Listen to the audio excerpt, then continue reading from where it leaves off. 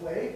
And unlike the Uyghurs, who 95% of their population, 90% in China are in the Xinjiang Uyghur Autonomous Region, the Hui have their own region, Ningxia, but they're also spread throughout China. There's about 200,000 Hui in Beijing City alone, over 70 mosques, and they very well may be China's earliest diaspora. Now, I was wondering, why were they so spread out all over China? And this map gives you an idea. This is also on our website.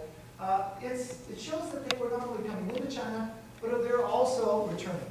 And that's why perhaps they were called in Chinese the Hui Hui. Because the idea was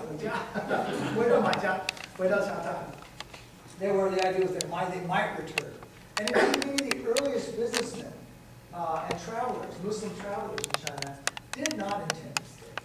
They did business, they wanted to go back. Most of them had set up 70 men, taking on women as wives, adopting children, raising families, to the extent that Islam spread in China through organic or natural growth. Very little conversions, very little evidence of that.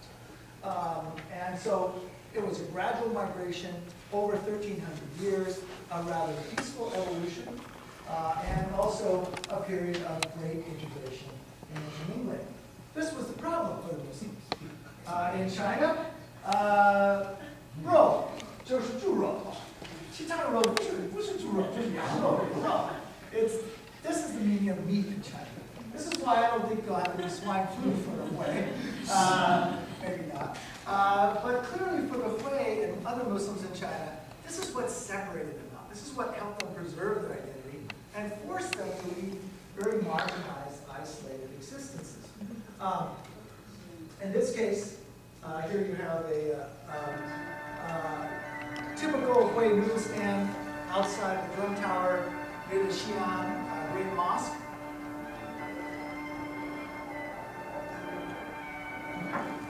And so that's going to be hungry.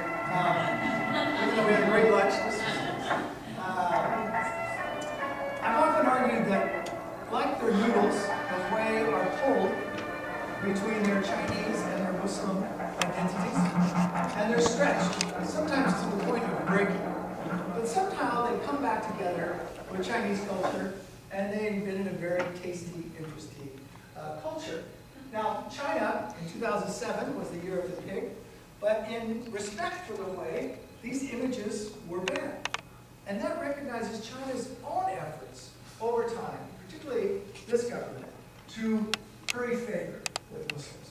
Recognizing, of course, that for them to adapt to Chinese society, they have to overcome this challenge of a halal, a pure culture.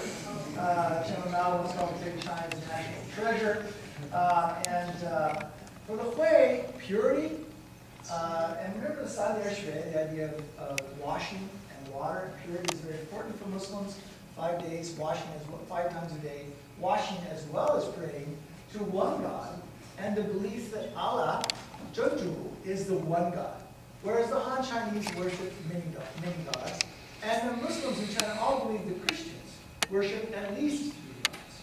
And you know who they are. And so the word for Islam in China is Jingmen. It's the pure and true religion.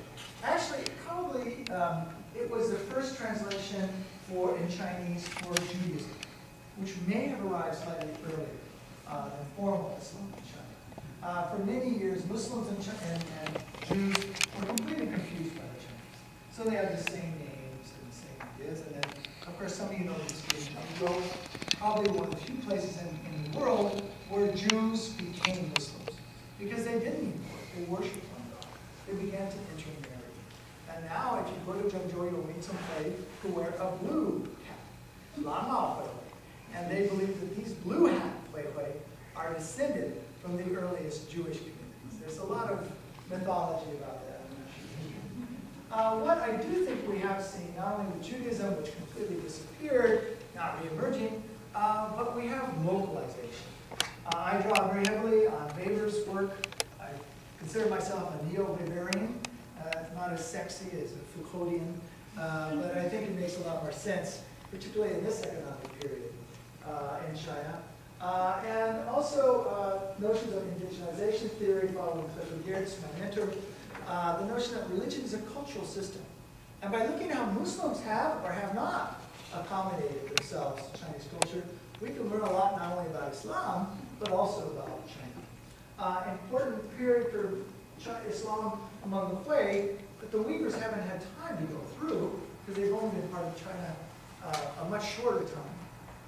It was this period in the late Ming where we had Islamic Neo-Confucianism, whereas Muslims like Ma Zhu and Liu Zhi, particularly his Tinfang Dianli and other works,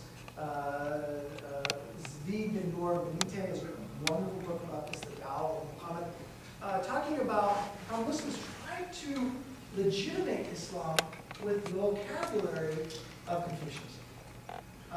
So they talked about filial piety to the emperor, something that some of the things that Victor Yan was saying and Joshua Fung was saying earlier. This role of Confucianism shaping religion, but also the Muslims were trying to shape China. He was saying Islam was even more moral, and China's view of Islam, saying we Muslims are moral, we're pure, we are even more moral than the Han Chinese. Now, of course, most Han Chinese thought that Hui were, deceitful, right? Out of Hui, there were 9 out of 10 Hui, there are 9 thieves. And the idea of these traitors, you can't trust them. Jonathan Lippmann calls them the familiar strangers. They were the others next door, whereas the Mongols and Tibet were very little distant. And Manchu, you really couldn't tell who was Manchu, at least in the last 100 years.